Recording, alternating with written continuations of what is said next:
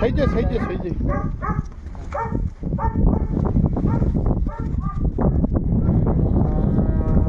ਦੂਜਾ ਸੂਆ ਵੀਰ ਜੀ ਮਗਰ ਮੇਰਾ ਪਰਸੋਂ ਦੀ ਸੂਈ ਹੈ। 25 ਕਿਲੋ ਬੋਲਾ ਰੈਡੀ ਹੈ। ਦੁੱਧ ਚਵਾ ਦੂ ਬੱਚੀ 34 35 ਕਿਲੋ। ਚੱਲ ਮੋੜ ਜੇ ਰੇ ਨੂੰ।